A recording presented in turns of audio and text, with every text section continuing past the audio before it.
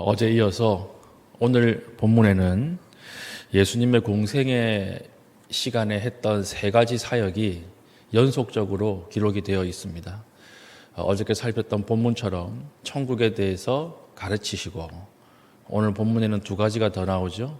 귀신을 쫓아내시고, 그리고 세 번째는 병을 고치셨다. 이렇게 기록이 되어 있습니다. 천국을 가르치시고 귀신을 쫓아내시고 병을 고치는 사역, 이것이 예수님의 공생의 사역의 특징입니다. 그래서 오늘 31절부터 37절까지 보면 귀신 들린 자의 귀신을 쫓아내시는 사건, 그리고 38절부터 41절까지는 이제 병자 치유죠. 특히 베드로의 장모의 열병을 치유하시는 사건이 등장합니다. 여러분 어떻게 보십니까? 귀신 들린 사람, 귀신이 쫓겨나가고 병이 치유되는 것, 이걸 우리 신앙의 개인적 모델로 적용할 수 있을까요? 물론 적용할 수 있어요. 부분적으로 적용이 가능합니다. 그러나 귀신이 쫓겨나가고 병이 회복이 되는 것, 병을 고치시는 것은 그 뒤에 훨씬 더 큰 의미가 있어요. 무엇이냐면 하나님의 나라가 임했다라고 하는 사인이에요.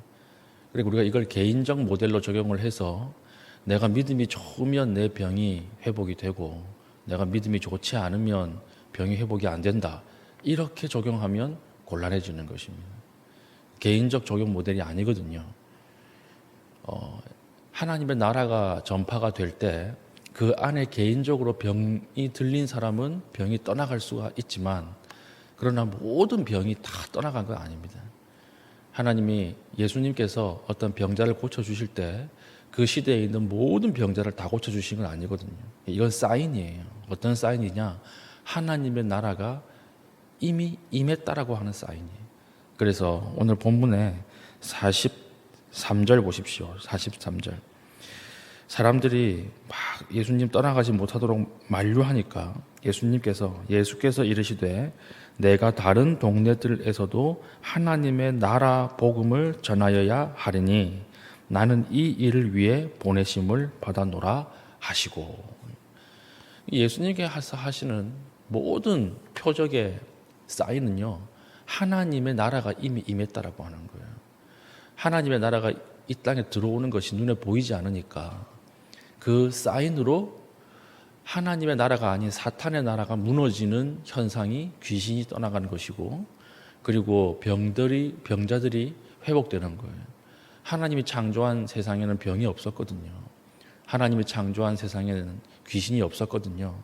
그런데 하나님의 나라가 그 장소에 임하지 못했다가 귀신이 그 장소를 붙잡고 있으니까 그 결과로 병이 들어오고 귀신이 들어온 것인데, 하나님의 나라가 이제 임했다, 이 사인으로 말미암아 귀신이 떠나가는 거예요. 우리나라도 일제시대, 일제 점거가 이렇게 딱 있을 때는 일본 군대 들어갔잖아요. 그리고 공무원들 다 일본 사람들이었죠. 그런데 새로운 나라가 시작되었다라고 하는 사인이 무엇이었습니까? 일본 군대가 이 땅에서 쫓겨나가는 거예요. 일본 공무원들이 이 땅에서 나가는 거예요. 축출되는 거예요. 이걸 보면서 새로운 나라가 시작이 되었구나, 주인이 바뀌었구나, 이것을 알 수 있는 것처럼 우리가 성경을 볼 때 예수님 안에서 병들이 회복되고, 그리고 귀신이 떠나가는 것을 보고 이 땅의 주인이 바뀌었구나, 이렇게 말을 하고 있다는 것입니다. 그래서 이것은요, 단순히 잘 믿으면 병 낫는다, 귀신도 떠나간다, 그 내용보다는 예수 그리스도를 통해서 이미 하나님의 나라가 이루어졌다, 우리가 천국의 백성이 되었다, 주인이 바뀌었다, 이것을 이야기하고 있는 것입니다. 그래서 오늘 귀신이 떠나가는 사건을 보면 더 재미있어요. 보시면 귀신이 예수님 초기 가버나움 사역에 만난 귀신이거든요. 귀신 중에 제일 재수 없는 귀신이라 그랬죠. 예수님 사역 시작하자마자 만난 귀신이에요. 이 귀신이 예수님을 딱 만나고 놀랍게 하나님의 아들이라고 하는 것을 알아요. 우리 34절, 나사렛 예수여, 우리가 당신과 무슨 상관이 있나이까? 우리를 멸하러 왔나이까? 나는 당신이 누구인 줄 아노니 하나님의 거룩한 잔이다. 놀랍게도 귀신이 예수의 존재에 대해서 알고 있습니다. 이때 예수님 사역 초기거든요.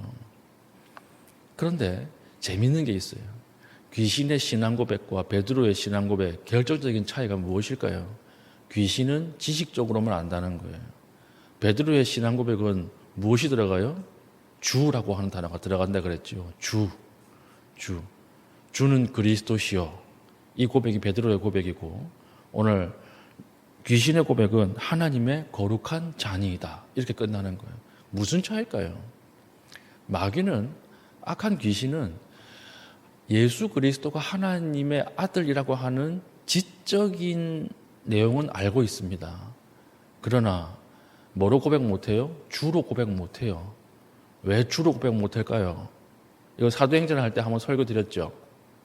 왜 주로 고백 못하느냐? 이미 사탄과의 관계에서 주와 종 관계가 형성되어 있기 때문에 그래요. 이미 귀신은 자기 위에 귀신의 왕 사탄과 주와 종 관계에 들어가 있는 사람들, 들어가 있는 인물들이에요. 그렇기 때문에 주로 고백 못하는 거예요. 오늘 하나님의 나라가 이 땅에 예수 그리스도를 통해서 임했다라고 하는 가장 강력한 사인은 무엇일까요? 병이 떠나가고 귀신이 떠나가는 것보다 더 놀라운 사인, 오늘 내가 예수 그리스도를 주로 고백한다는 거예요. 주는 나의 하나님이십니다. 그는 나의 주인이십니다. 나는 그의 종입니다. 이 고백이야말로 이 땅에 하나님 나라가 임했다라고 하는 사인입니다. 그러므로 여러분 담대하십시오. 예수님이 세상을 이기셨던 것처럼 우리도 세상을 이기게 될 것입니다. 오늘 하루 나가서 많은 불안 가운데 살아갈 것 아닙니까? 요즘 신방을 해보면 가장 성도들을 붙잡고 세상 사람들을 붙잡고 못 움직이게 하는 게 불안이에요. 불안. 회사에서 나가게 될까봐 불안, 가난하게 될까봐 하는 불안, 그다음에 운영하는 사람, 경영하는 사람은 회사가 잘못될까 하는 불안. 여러분 오늘 담대하십시다. 예수 그리스도가 이 땅을 이겼습니다. 그리고 가장 강력한 사인으로 성령께서 어떤 마음을 주셨어요? 우리를 그 하나님을 주로 고백할 수 있는 마음을 우리에게 주셨다라고 하는 거예요. 아버지로 고백할 수 있는 마음을 우리에게 주셨다라고 하는 거예요. 이 고백은 절대 귀신은 못하는 고백이에요. 우리만 할 수 있는 고백이에요. 오늘 하늘에 계신 하나님이 우리의 주가 되시고 우리의 아버지가 되십니다. 그 아버지에게 마음껏 기도하시고 또 그 아버지는 전능하신 아버지예요. 못할 것이 없는 아버지예요. 그 아버지를 바라보면서 기도할 수 있는 믿음의 신실한 주의 백성 될 수 있기를 예수님의 이름으로 축복합니다. 두 번째는 병자 치유인데요. 베드로의 장모의 열병을 치유하는 것인데, 오늘 보면 예수님께서 귀신을 떠나보내고 병자들을 치유하실 때 특징이 있어요. 특징 무엇입니까? 꾸짖어 귀신을 떠나보내시고 꾸짖어서 병자를 치유하십니다. 35절 귀신을 떠나보낼 때 예수께서 꾸짖어 이르시되 잠잠하고 그 사람에게서 나오라 하시니, 그리고 어떻게 됐습니까? 즉시 귀신이 그 사람들을 무리 중에 넘어뜨리고 나왔다. 이렇게 되어 있죠. 꾸짖었더니 나왔다. 병자를 치유하실 때도 똑같은 방식으로 치유하세요. 누가는 의사였기 때문에 예수님의 병의 치유에 대한 궁금증이 있었을 거예요. 어떻게 치유하실까 주님이. 그런데 참 놀랍게도 주님이 병자를 치유하실 때 39절 예수께서 가까이 서서 열병을 꾸짖으신대. 꾸짖었다는 거예요. 꾸짖었다. 예수님의 꾸짖음. 그래서 예수님의 사역은요, 꾸짖는 사역이었어요. 꾸짖는 사역. 병자에 대해서 꾸짖으면 병이 떠나갑니다. 귀신에 대해서 꾸짖으면 귀신이 떠나가고 조용해집니다. 또 꾸짖는 사건이 있었죠. 뭘 향해서 꾸짖으셨습니까? 바람과 파도를 향해서. 예수님이 고물에서 배 위에서 자고 있는데, 주무시고 계시는데 미친 듯한 폭풍이 일어난 거예요. 그때 제자들이 놀라서 예수님을 깨우니까 예수님이 폭풍을 향해서 꾸짖습니다. 바다를 향해서 꾸짖습니다. 꾸짖으니까 결과 잠잠해졌더라. 잠잠해지는 거예요. 예수님의 가장 큰 꾸짖음은 뭐예요? 십자가 위에서 꾸짖으심. 예수님께서 십자가 위에 돌아가실 때 크게 소리 지르시니라 할 때 그 소리 지름이 꾸짖는 사역이에요. 예수님이 십자가 위에서 너무 고통스러워서 힘이 없어서 비명을 지르시고 돌아가신 게 아닙니다. 마지막 꾸짖음이었어요. 무엇을 향한 꾸짖음이었을까요? 죄와 사망을 향한 꾸짖음이에요. 사탄을 향한 꾸짖음. 크게 꾸짖으시니까 그 뒤에 사탄의 나라가 무너지고 하나님의 나라가 십자가를 통해서 세워지게 되었던 것입니다. 이 예수님의 꾸짖는 사역이에요. 꾸짖는 사역. 항상 예수님의 꾸짖음 뒤에 뭐가 따라올까요? 회복되었더라, 잠잠해졌더라. 오늘도 귀신이 떠나가더라 돼 있죠. 귀신이 떠나가서 이 사람이 조용하게 되고, 파도와 바람이 잠잠해져서 고요하게 되고, 병이 떠나가서 이 사람이 회복되고, 예수님의 꾸짖음 뒤에는요, 항상 하나님이 처음 창조한 그 상태가 회복되는 것입니다. 오늘 우리도 마찬가지. 기도할 때 우리가 들어야 할 단 한 가지의 음성이 있다면 무엇일까요? 예수님의 꾸짖음. 내 안에 자아가 오늘 하루도 수없이 올라오거든요. 앞에서 말씀드렸듯이 불안이 계속 올라오거든요. 내가 어찌 할 수 없는 삶의 어려움들이 계속 올라오거든요. 그때 기도해야 돼요. 주님, 꾸짖어 주십시오. 꾸짖으면 어떻게 됩니까? 고요해집니다. 꾸짖으면 잠잠해집니다.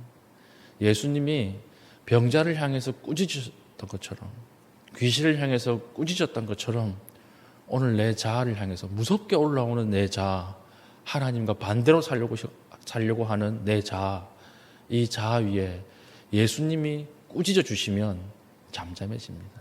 고요해집니다. 평안해집니다. 회복됩니다. 주님, 오늘 내 마음을 꾸짖어 주시고 오늘 내 삶 가운데 예수의 꾸짖음을 듣고 오늘 하루 시작할 수 있는 믿음을 주십시오. 기도할 수 있는 주의 종 될 수 있기를 예수님의 이름으로 축복합니다. 아멘. 기도하겠습니다. 이 시간 기도할 때 하나님, 오늘 내가 구원의 백성이 된 것을 감사하게 생각합니다. 하나님, 구원의 삶을 살아갈 수 있도록 능력 베풀어 주시고, 그러기 위해서는 주님의 꾸짖음이 필요합니다. 내 자아를 꾸짖어 주셔서 하나님의 뜻대로 살아갈 수 있도록 결단하게 하여 주시옵소서. 기도하신 이후에 개인적인 기도의 제목을 가지고 기도하시고 자유롭게 돌아가시겠습니다.